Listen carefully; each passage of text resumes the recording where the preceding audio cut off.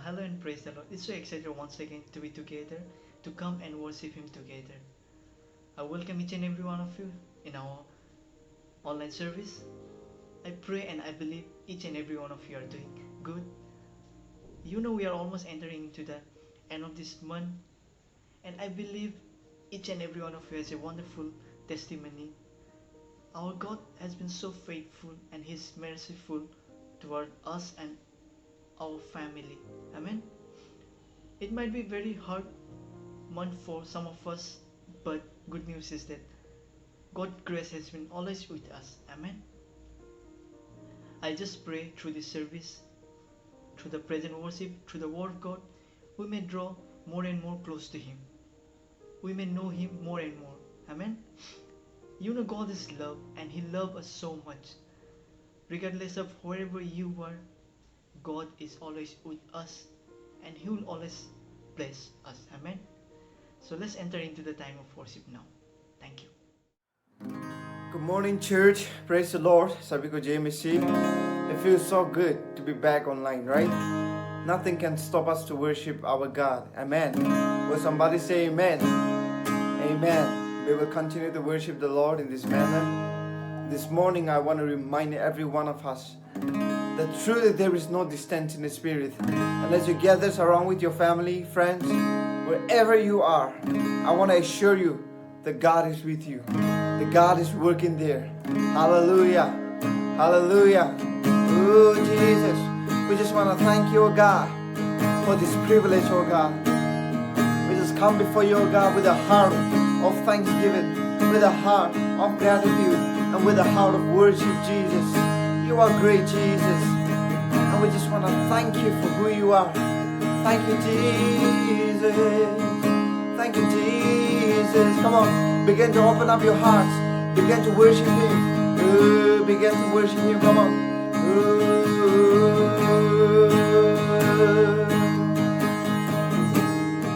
Thank you, Jesus.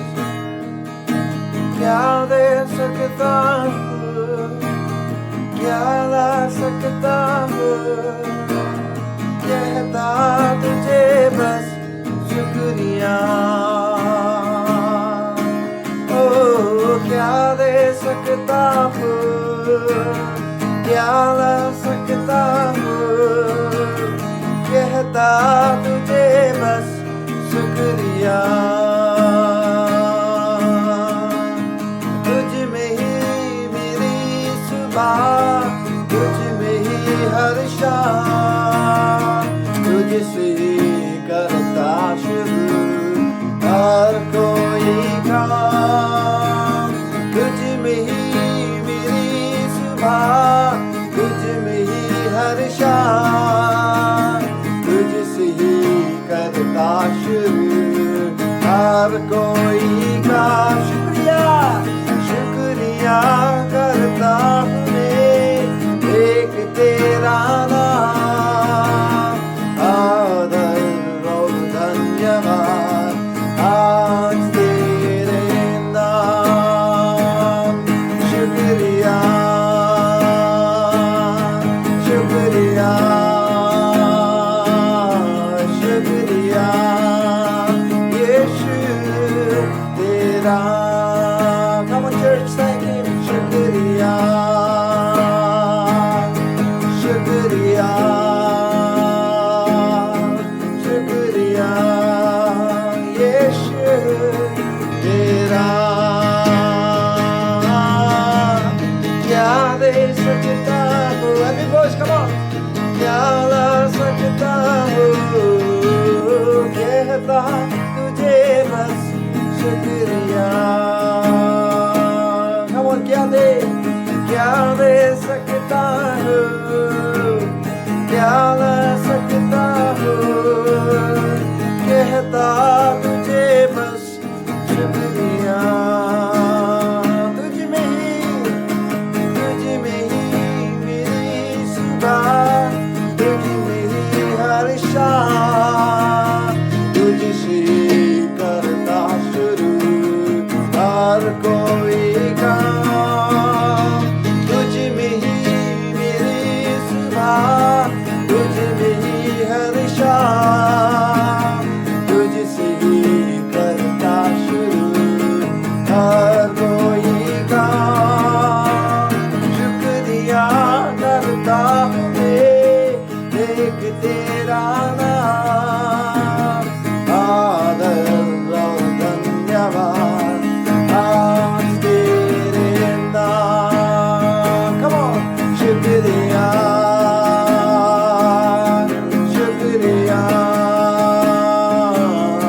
शुक्रिया यीशु तेरा।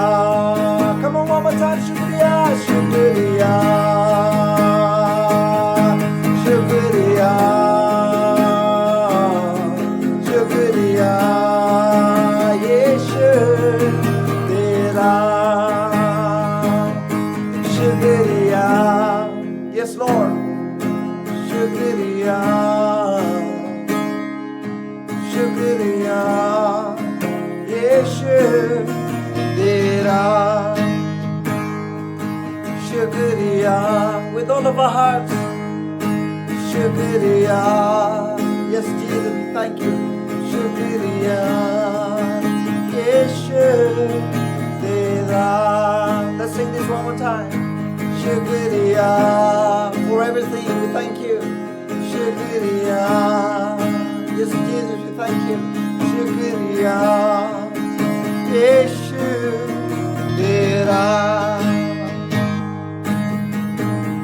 क्या दे सकता हो, yes Jesus, क्या ला सकता हो, कहता तुझे बस शुक्रिया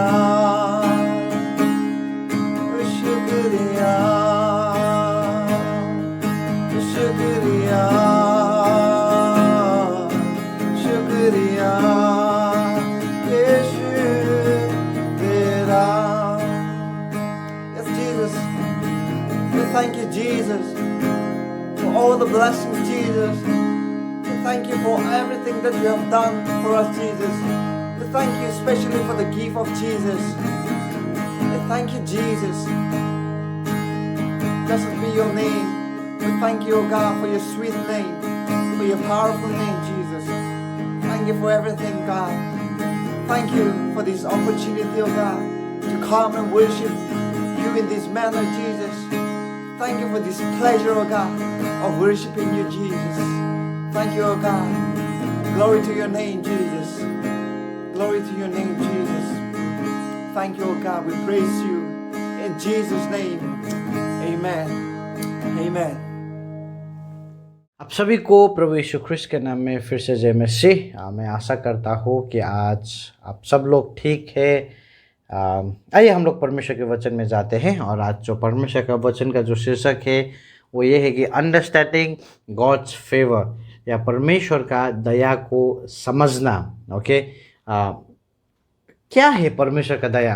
अगर हम लोग बाइबल में देखेंगे तो बाइबल इस प्रकार से कहता है कि परमेश्वर का दया ये प्रकार से है कि जब हम लोग पाप में थे, जब हम लोग पाप कर रहे थे, तभी प्रभु क्या किया? आप पर मेरे लिए कलवरी क्रूस में मरा। आमीन।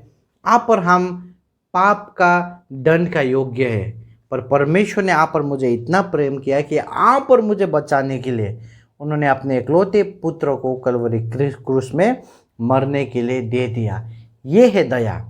ओके, जो आप पर हम योग्य के नहीं थे वो परमेश्वर ने आप पर मेरे लिए दे दिया। पर आज बहुत लोग दया को नहीं समझ पाते हैं। वो लोग सोचता है कि ओ मेरे पास परमेश्वर की दया है तो मैं जाके मैं पाप कर सकता हूँ, मैं जो भी मेरा मन में आए मैं वो कर सकता हूँ। मैं आपको बोलना चाहूँगा वही आदमी लोग ऐसा बात करेगा जो परमेश्वर का दया को नहीं समझा है। क्योंकि परमेश्वर का दया क्या करता है? हमारे अंदर में परमेश्वर के लिए प्रेम का भावना को क्या करता है? जगाता है। ओके, और मैं अगर आपको इस ये समय में आकर आपको एक क्वेश्चन पूछूं कि आपको दया चाहिए, तो आपका आंसर क्या होगा? यस, मुझे दया चाहिए। क्योंकि कोई भी मृत्यु नहीं चाहता है, कोई भी दंड नहीं चाहता है, कोई भी दोष नहीं चाहता है, कोई भी बीमार नहीं चाहता है, कोई भी समस्या नहीं चाहता है। सब लोग क्या चाहते हैं? परमेश्वर की दया, परमेश्वर के आशीष को चाहता है। बट एक दो चीज़ मैं पहले बताना चाहूँगा, उसके बाद मैं मेन टेक्स्ट में मैं जाना चाहूँगा। आपको जानना जरूरी है कि परमेश्वर के बच्चे के लिए सब कुछ परमेश्वर का दया है। अगर आपके जीवन आप आशीषित है, आपके पास घर है, आपके पास परिवार है, सबसे इम्पोर्टेंट बात, अगर आप सांस ले रहे हैं, सब कुछ क्या है? परमेश्वर का दया है। अगर हम लोग नया नियम में देखेंगे तो प्रभु यीशु का जन्म होने से पहले उनकी माँ मरियम का सपना में एक दूत आके मरियम को क्या बोला कि मरियम तुम अभी माँ बनने वाली हो। आप सोचिए वो पुराने ज़माने में कितना चैलेंजिंग हुआ होगा मरियम के लिए, एक माँ बनना बिना शादीशुदा। सोसाइटी का आदमी लोग क्या कहेगा, उसका हस्बैंड क्या सोचेगा उसके बारे में, और वो बच्चे का करेगा क्या। पर मरियम ने क्या कहा पता है? मरियम ने कहा कि जो आपने कहा आपके शब्द के अनुसार वो हो जाए, let it be according to your word. पर ये लूका की पुस्तक में अगर आप अच्छा से पढ़ेंगे तो पहले में ऐसा लिखा गया है, मेरी फाउंड फेवर्ड इन गॉड्स आई। मरियम ने परमेश्वर के नज़र में क्या पाया? दया पाया बोल के। आमीन। अगर हम लोग प्रैक्टिकली देखेंगे तो मरियम बहुत कर रहा था प्रभु के लिए, कि नहीं? सोचिए, अपने लाइफ को रिस्क में रख रहा था, अपने इज्जत को रिस्क में लग रहा था, अपने मैरिज को रिस्क में लग रहा था। पर बाइबल वो नहीं कहता है कि मरियम ने कुछ किया है। बाइबल कहता है कि परमेश्वर ने मरियम को दया दिखाया ताकि मरियम परमेश्वर के लिए कुछ कर सके। आमीन। अगर आज आप परमेश्वर के लिए कुछ कर रहे हैं, अगर आपके परिवार में अगर आज आशीष है, अगर आपका जीवन में जो कुछ भी हो रहा है, आप खुद को क्रेडिट मत ले प्रियो, ये परमेश्वर का दया है आप पर मेरे जीवन में कि आज हम ये कर पा रहे हैं। आज मैं मिनिस्ट्री में हूँ, मैं घमंड नहीं कर सकता हूँ कि मेरा मिनिस्ट्री में मैं ये किया है, मैं प्रभु के लिए ये कर रहा हूँ, वो कर रहा हूँ। अगर मैं आज यहाँ से निकल भी जाऊँ तो कल हजार हजार लाख लाख अच्छे अर्पण, मुझसे भी अच्छे अर्पण प्रभु यहाँ पे लाके प्रभु खड़ा कर सकता है। पर आज प्रभु ने मुझे यहाँ पे इसलिए रखा है क्योंकि प्रभु ने मेरे ऊपर में क्या किया है? दया किया है। एक परमेश्वर के बच्चे के लिए सब कुछ उसका जीवन में क्या है? परमेश्वर का दया है। परमेश्वर को धन्यवाद दे। आमीन। क्योंकि जो भी आप और मेरे जीवन में हो रहा है प्रियो, वो परमेश्वर का दया है। बाइबल में लिखा गया है, खराब परिस्थिति में भी परमेश्वर का असल योजना होता है जो परमेश्वर के को प्रेम करता है प्रियो।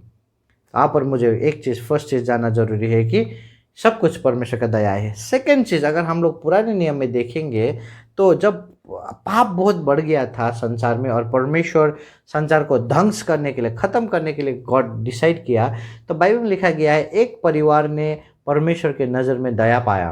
और वो परिवार कौन है? नूहा का परिवार। बाइबल में बोला है कि Noah found favour in God's eyes. संकट का बीच में, पाप का बीच में, ध्वंस का बीच में, बाढ़ के बीच में किसने परमेश्वर के नज़र में दया पाया? नोआ ने परमेश्वर के नज़र में क्या पाया? दया को पाया। मैं आपको बोलना चाहूँगा, आज आपका परिस्थिति क्या है मुझे पता नहीं, बीमारी, अकेलापन, प्रार्थना का सुनाई नहीं हो रहा है आपका, पारिवारिक जीवन में समस्या है, ये परिस्थिति के बीच में भी आप क्या कर सकते हैं? परमेश्वर का दया को अनुभव कर सकते हैं प्रियो। बट आज एक इम्पोर्टेंट क्वेश्चन ये है कि how do I walk in this favour? मैं कैसे ये दया में चल सकता हूँ? मैं कैसे ये दया को अपना जीवन में रिसीव कर सकता हूँ? मैं कैसे ये परमेश्वर का जो दया है उसमें मैं जीवन जी सकता हूँ? ये यहाँ पर मेरा एक बहुत ही कॉमन क्वेश्चन है। बट मैं आज आपको बताना चाहूँगा कि मैं आपके लिए एक गुड न्यूज़ लेके आया हूँ और मैं आपको ये बताना चाहूँगा कि कैसे आप परमेश्वर के दया में आप चल सकते हैं। आमीन। 2 पॉइंट्स में बता के मैं आज के सर्मन को मैं ख़त्म करना चाहूँगा। फर्स्ट पॉइंट ये है, आप लिख रहे हैं, अगर लिख रहे हैं तो आप लिख सकते हैं, do not compromise when you already have God's favour. आपके जीवन में यदि परमेश्वर का दया पहले से ही है तब आप क्या मत करें? समझौता मत करें, कॉम्प्रोमाइज़ मत करें। देखिए, जब एक आदमी प्रभु यीशु में विश्वास करता है तो बाइबल बोलता है कि वो आदमी को क्या दिया जाता है? परमेश्वर का दया दिया जाता है। क्योंकि परमेश्वर के दया के द्वारा ही हमें मुक्ति मिलता है। ये हमारे कामों से नहीं है, ये उनके अनुग्रह से हम विश्वास करते हैं। परमेश्वर के अनुग्रह के द्वारा हम लोग को क्या मिला जाता है? मुक्ति मिला जाता है प्रियो। तो आप और मुझे जानना जरूरी है कि जो दिन आपने प्रभु को विश्वास किया वो दिन से आपके जीवन में क्या है? परमेश्वर के दया है। ओके, मैं पुराने नियम में एक एग्जाम्पल मैं देना चाहूँगा। दानियल और उसको दोस्त जब पूरा इजरायली लोग को बेबीलोन में बंदी बना के लेके गया था, तब दानियल और उनके दोस्त लोग को भी वहाँ पे वहाँ पे वो लोग भी थे बेबीलोन में। और उन लोग, क्योंकि वो लोग स्मार्ट था, उन लोग को कुछ एक अच्छा जिम्मेवारी देने के लिए उन लोग को क्या किया? उन लोग को नियुक्त किया गया। ओके, और बाइबल में लिखा गया है 2-3 चीज़ उन लोग को करने के लिए दिया जो गलत था। फर्स्ट चीज़ क्या था, उन लोग को एक मूर्ति के नीचे में क्या दिया गया, दंडवत करने के लिए या उसको पूजा करने के लिए क्या किया, उन लोग को एक आदेश दिया गया। सब बेबीलोन में जितना भी थे सब लोग करते थे, पर दानियल और दानियल का दोस्त कभी भी वो मूर्ति के पीछे में नीचे में उन लोग ने दंडवत नहीं किया। दूसरा चीज़, यहूदी नियम में जब भी वो लोग कुछ खाना को खाते तब उन लोग का बनाने का तरीका, वो मीट को काटने का तरीका अलग होता है। ओके, और यहाँ पे बेबीलोन में उन लोग का तरीका अलग है। तो जो बेबीलोन का खाना था वो यहूदी लोग को, ये दानियल और दानियल को दोस्त को क्या किया, खाने के लिए दिया गया। पर बाइबल कहता है कि दानियल और दानियल का दोस्त ने वो नहीं खाया, और इसके वजह से उन लोग को दंड दिया गया। प्रयोग बहुत ही डेंजर दंड। नंबर 1 दंड क्या था, उन लोग को आग में डाला गया। नंबर 2 दंड क्या था, उन लोग को आग में फर्स्ट में आग में डाला गया, और नंबर 2 क्या है, सिंह के ओढ़ार में ना, लायंस डेन में उन लोग को क्या किया गया, उसको डाला गया। ओके, पर भी बाइबल में लिखा गया है उन लोग को कुछ भी नहीं हुआ, उन लोग का एक चूल भी उन लोग का इधर से उधर नहीं हुआ। कैसे? क्योंकि उन लोग का जीवन में पहले ही परमेश्वर का अनुग्रह था और उन्होंने कॉम्प्रोमाइज़ नहीं किया। उन लोग ने दंडवत करके ओ मैं बच जाऊंगा बोल के उन लोग ने ऐसा स्टेप नहीं लिया। उन लोग ने खाना खा के ओ ये मैं खाऊंगा तो मुझे राजा कुछ नहीं करेगा बोल के उन लोग ने कॉम्प्रोमाइज़ नहीं किया, क्योंकि उन लोग को पता था कि उन लोग का जीवन में पहले से परमेश्वर का दया है। आमीन। आज हम लोग, बहुत लोग संसार के साथ कॉम्प्रोमाइज़ करते हैं। आज हम लोग आशीष को पाने के लिए हम लोग कॉम्प्रोमाइज़ करते हैं। अच्छे जॉब के पीछे में जाने के लिए हम लोग चर्च को हम लोग भूल जाते हैं।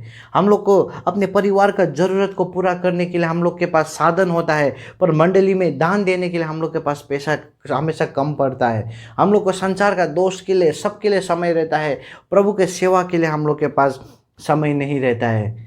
आज हम लोग कुछ पाने के लिए हम लोग कॉम्प्रोमाइज़ कर रहे हैं प्रयोग, पर हम लोग ये भूल रहे हैं कि परमेश्वर का दया तो मेरे जीवन में पहले से ही है। God's favour is already in your life. आपको कॉम्प्रोमाइज़ करने का ज़रूरत नहीं है। विश्वास योग्य के साथ आप बैठिए। Just stand in way you are. जो परमेश्वर का दया ऑलरेडी आपके पास है उसमें आप खड़े रहिए प्रियो, आज्ञाकारिता में खड़े रहिए। आमीन। क्योंकि गुड न्यूज़ ये है कि आपके जीवन में पहले से ही परमेश्वर का दया है। मैं हमेशा एक चीज़ बोलता हूँ, अंबानी का बेटा कभी भी जाके भीख नहीं मांगता है। क्यों? क्योंकि उसको पता है कि मेरा बाप के पास कितना पैसा है, कितना बिजनेस है मेरा बाप के पास। आपको जानना ज़रूरी है कि आपके पास परमेश्वर का दया है। आमीन। आपको उसको कमाने का ज़रूरत नहीं है, आप केवल उसमें विश्वास में अटूट रहिए, कॉम्प्रोमाइज़ मत करें। आमीन। सेकेंड चीज़ और लास्ट चीज़, know the place to receive God's favour. आपको जानना जरूरी है कि कहाँ पे परमेश्वर का दया मिलता है, कौन सा जगह में परमेश्वर का दया मिलता है। Right place. अगर आपको यहाँ से दिल्ली जाना है तो मुंबई का टिकट कट के मुंबई का ट्रेन में बैठ के आप कभी भी ये नहीं सोच सकते कि मैं दिल्ली पहुँचूँगा। आप कभी नहीं पहुँचेंगे, क्योंकि आपको जाना है कि कौन सा ट्रेन में मुझे जाना है। वैसे ही आपको जाना है कि कौन सा जगह में मुझे परमेश्वर का दया मिलेगा। ओके, 2 माउंटेन्स, बाइबल में 2 माउंटेन के बारे में बहुत अच्छी तरीके से उल्लेखन किया गया है। नंबर 1 माउंटेन है माउंट जायन, और नंबर 2 माउंटेन क्या है, माउंट सेनाई। आपको पता है माउंट सेनाई में क्या हुआ था, परमेश्वर ने माउंट सेनाई में क्या दिया था, विधान को दिया था, लॉ को दिया था। ओके, और माउंट जायन में क्या हुआ था, और माउंट जायन में क्या हुआ था, परमेश्वर ने अपनी आत्मा को पूरी तरीक़ा से माउंट जायन में दे दिया। मैं आज आपको एक क्वेश्चन पूछना चाहूँगा, आप आज कहाँ पे खड़े हैं? Where are you standing today? क्या आप माउंट जायन में खड़े हुए हैं या आप माउंट सेनाई में खड़े हुए हैं? माउंट सेनाई में द बेस्ट मैन मोजेस जो था, सबसे परिपक्व आदमी, वो भी डर के मारे माउंट सेनाई में क्या हुआ था, वो काँप रहा था। मैं आप एक वर्स पढ़ना चाहूँगा, हिब्रू 12 का 21। ओके, हिब्रू 12 का 21 में आप यहाँ पे देख सकते हैं। यहाँ पे लिखा गया है, and so terrifying was the site that Moses said, I am exceedingly afraid and trembling. मूसा वहाँ पे खड़ा था और मूसा क्या था, जब उसको विधान दिया गया, अब उसने परमेश्वर को देखा, तब वो इतना ज़्यादा डरा हुआ था कि बाइबल में लिखा गया है वो क्या हो रहा था, वो काँप रहा था। वो वहाँ पे खड़ा था प्रियो, he was standing in Mount Sinai. Okay, पर माउंट जायन का बारे में जब बात आता है, तब जब पवित्र आत्मा आया वो पर्वत में, तब क्या हुआ था, सब लोग बैठे हुए थे। ओके, वो लोग बैठे हुए थे, वो लोग प्रार्थना में थे और पवित्र आत्मा वहाँ पे आया। ओके, मैं आपको एक क्वेश्चन पूछना चाहूँगा, आदमी लोग कब बैठते हैं? आदमी लोग तब बैठते हैं जब सब काम क्या होता है, ख़त्म होता है। ओके, जब वो लोग खड़ा होता है, इसका मतलब क्या है कि काम अभी तक ख़त्म नहीं हुआ है। जब आप कुछ काम करते हैं, खाना बनाता है या जो कुछ भी करते हैं, घर साफ करते हैं, आप कब बैठता है? जब आपका काम ख़त्म हुआ है। बैठने का मतलब क्या है?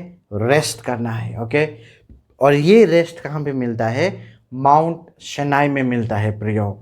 मैं आपको आज क्वेश्चन करना चाहूँगा फिर से, वेयर आर यू टुडे? क्या आप माउंट सिनाई में है या आप माउंट जायन में है? माउंट सिनाई में आपको खड़ा होना है। खड़ा होने का मतलब क्या है कि अपना चिंता खुद ही लेना, अपना बोझ खुद ही लेना। और माउंट जायन का मतलब क्या है? बैठना।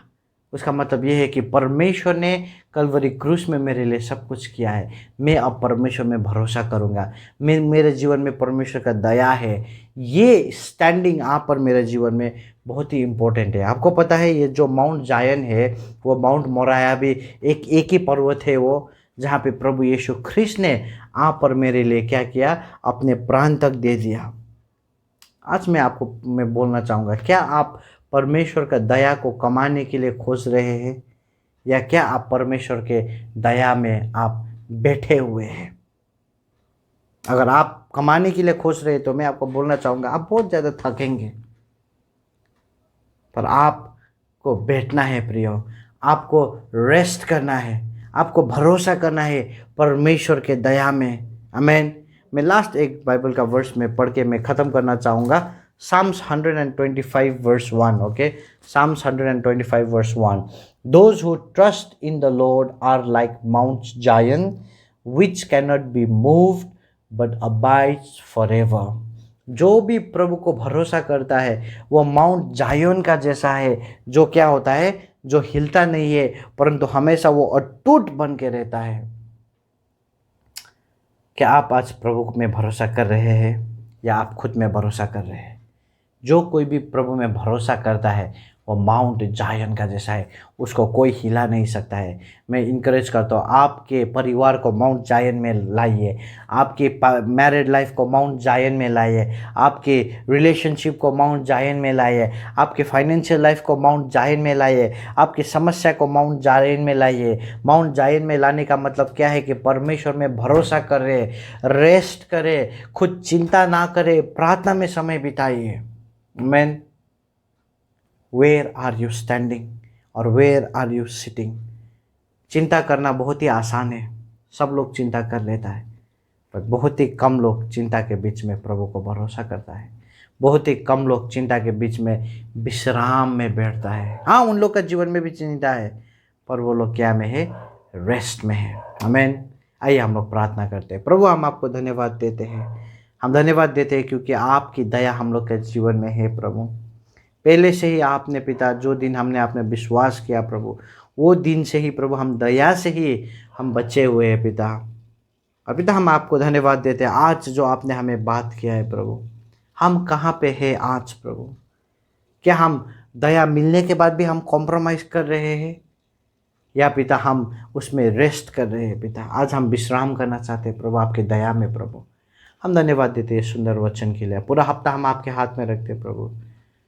जो कुछ भी प्रभु हम ये हफ्ता में करते हैं पिता, आपके अनुग्रह, आपके आशीष हमारे जीवन में बना रहे। हम धन्यवाद देते हैं। सब विनती प्रार्थना प्रभु यीशु के उच्च और पवित्र नाम में। आमीन, आमीन, आमीन। सभी को जय मसीह। प्रभु आपको आशीष दे।